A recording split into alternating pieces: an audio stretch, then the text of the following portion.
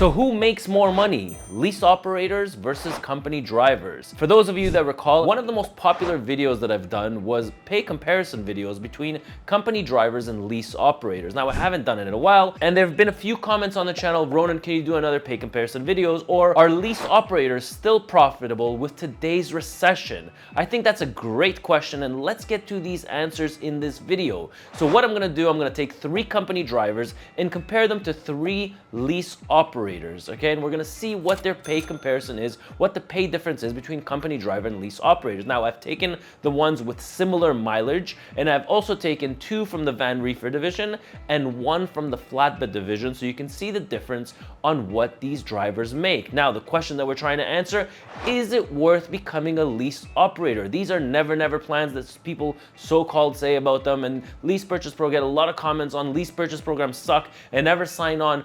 But can you make more money becoming a lease operator? Well, that's only for you to decide with the facts that you're going to get in this video. So without further ado, let's get right to it. All right, so first let's start off with a company driver in the van Reefer division, and we're gonna compare it to their pay to a lease operator in the van Reefer division. So first here, I chose driver number 1. This is his pay statement. So October 16th to the 31st.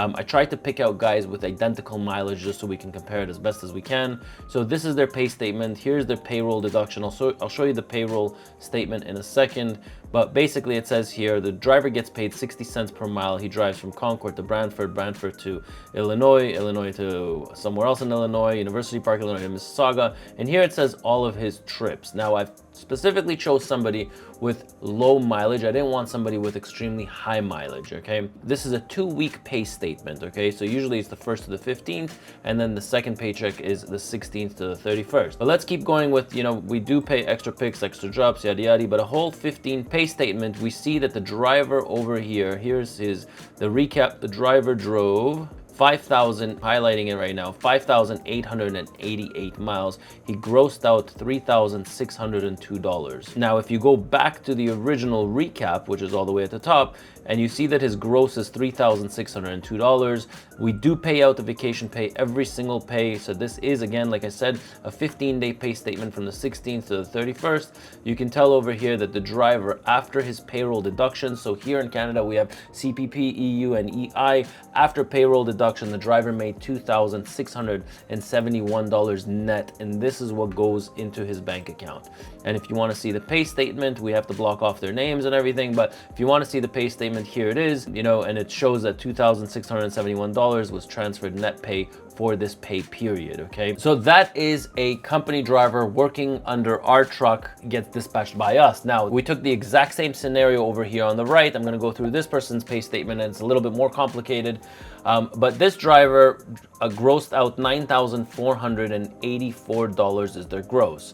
Okay, so lease operators in our company are currently, their base rate, I believe, is $1.55 per mile, and then they get 22 cents for the month of, for this pay statement, it was 22 cents per mile for their fuel surcharge. Okay, so altogether 155 plus, you know, 0.22 is $1.77 per mile. Now all expenses are paid for, your insurance is paid for, your plates are paid for, everything is paid for, your on-road expenses are paid for, but you'll see the owner operator's deductions. Okay, so here we have $9,484, which is the gross, plus the fuel surcharge, $1,300. Total gross is $10,792. He did get reimbursed $26 for tolls, and another $396 he got reimbursed for fuel inside the Reefer. Here are the deductions that we have. So the truck lease, this driver currently pays $1,713 every 15 days, which is $1,516 plus HST semi-monthly. Now, buy down insurance is $132. And then you have his fuel Canadian and fuel US that the driver put inside those tanks to drive this many miles. Now, I specifically chose a driver with almost the same mileage as the person on payroll, just so you can see the difference in net pay. So this driver over here, being a lease operator, took home $4,221 after all of his deductions. Mileage wise, they pretty much drive to the same places, to the Midwest USA and Southeast USA. And you can see here that the mileage is 5,947 miles.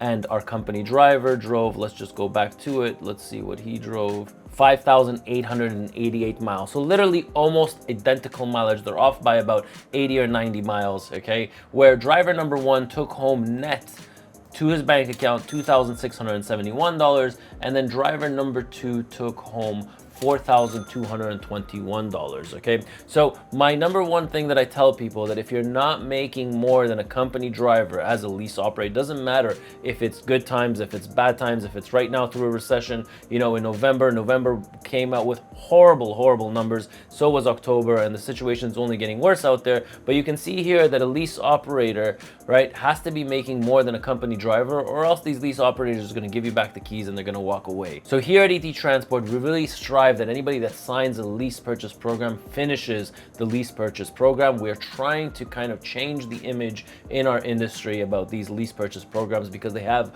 a horrible reputation. All right, so that's driver number one comparison, driver number one versus driver number two. Again, I chose somebody with low mileage. I mean, 4,000 or 5,600 miles, you know, is a mediocre driver here at ET Transport, and that's why I chose that as the first comparison. Now, the second comparison that I have is probably a little bit more of a higher volume drivers, so drivers that make a little bit more mileage, and we'll go through pay statement number one for the company driver. So you can see the pay statement that we're gonna choose here for the company driver. This is from November 1st to November 15th. He grossed out $4,035.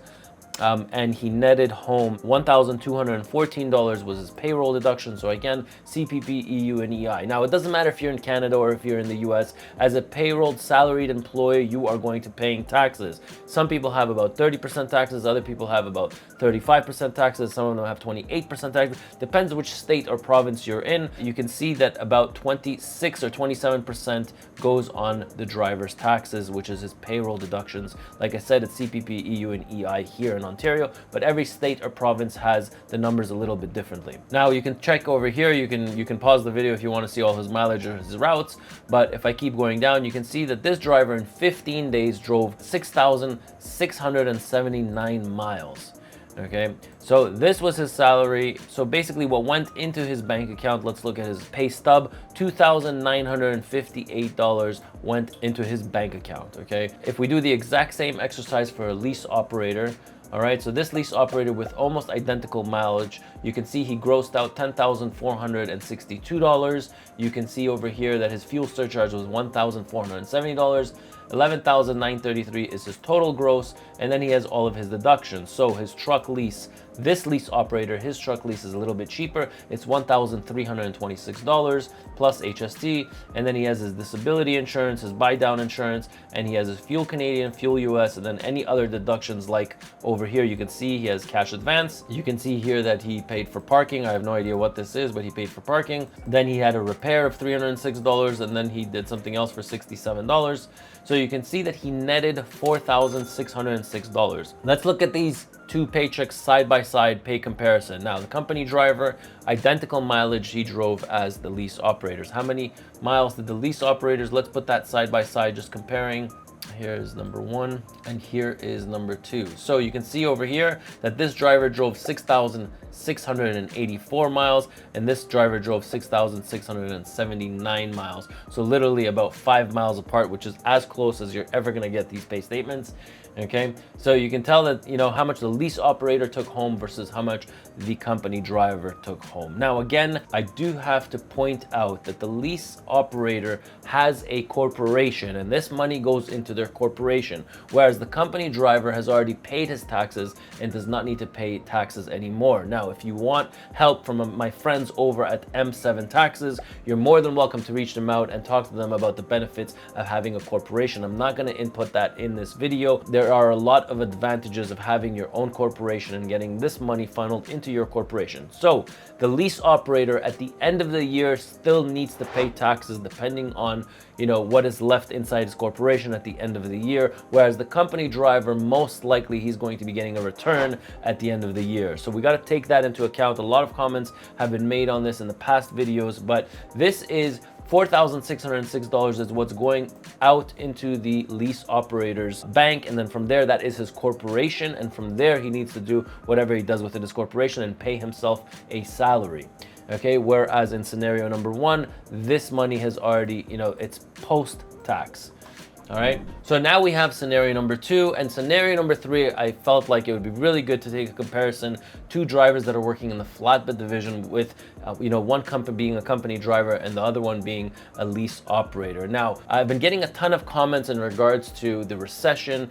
Are drivers still getting their mileage? Are drivers still producing the way that they used to produce? So to be honest, everybody has seen a reduction in miles. Drivers that were doing, 65, 7,000 miles in 15 days are now probably getting 6,000, 58, 59, 6, which is about 3,000 to 3,200 miles a week. Now, drivers, everybody is seeing a slowdown in the industry. And for those that are going to tell you that there is no slowdown, or the companies that are going to try to recruit you and tell you there is no slowdown, I call BS on them.